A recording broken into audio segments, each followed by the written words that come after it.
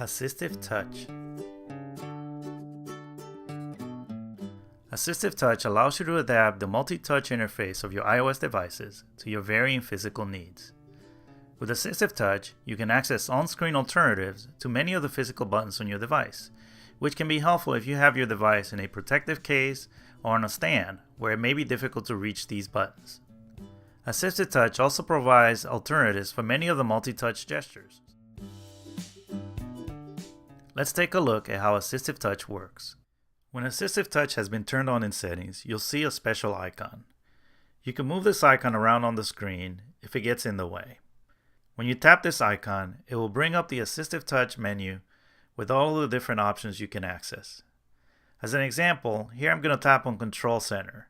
That's normally a feature that requires me to flick up with one finger from the bottom of the screen, but here I can just tap the icon in the AssistiveTouch menu to perform the same action. Likewise, I can tap the Home option in the AssistiveTouch menu instead of pressing the physical Home button on my device. There are many other options you can access from the AssistiveTouch menu. If you tap on Device, here you can adjust the volume, lock the screen, and perform other actions that normally require you to interact with the physical button. On this menu, you can also tap on More to drill down and access additional options. For example, you can simulate a shake to undo. You can take a screenshot, which is an action that would normally require you to press the home and the sleep and wake buttons at the same time, and more. To navigate back one level, you can tap the arrow on the center of the menu. So that's the AssistiveTouch menu. Let's take a look at some of these gestures and other options that you can access using AssistiveTouch. A great example of a situation in which AssistiveTouch will be helpful is as an alternative for the iPad's multitasking gestures, which typically require you to use 4 or 5 fingers.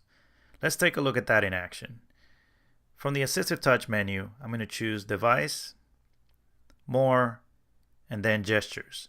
And here I'm going to choose 4 fingers. On the screen, I'm going to see 4 dots.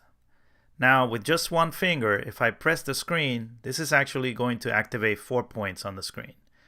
And now, instead of swiping to the right with 4 fingers to go to the next app, I can just swipe with 1 finger. While we're in Maps, we can go into the Custom Gestures, and already we'll see that there's a pinch and a double tap gesture. With a pinch gesture, instead of performing the pinch with 2 fingers, we can do so with just 1. By dragging on any of these handles here to zoom in or zoom out. Now let's take a look at some of the AssistiveTouch options in Settings. To configure AssistiveTouch, go to Settings, then choose General, Accessibility, and you'll find AssistiveTouch under Interaction. Here you can turn the feature on and off, and you can also customize the top level menu. So if there's an option that you really want to have available here, you can just increase the number of icons and then tap the plus to choose what will appear in each of these spots. So for example here, one of the options that I want to have quick access to is the Gestures option. Now, if you change your mind, you can always tap Reset, and that will set this menu back up with only 6 icons visible. You can determine the opacity of the special AssistiveTouch icon when it's not active under Idle Opacity. And then this is also where you can create your own custom gestures. By tapping on Create New Gesture, and then you would draw that gesture, tap on Save, and give it a descriptive name. And that gesture will now appear under the listing for custom gestures. So that's a quick look at AssistiveTouch, a feature of iOS that makes the multi-touch screen accessible to all.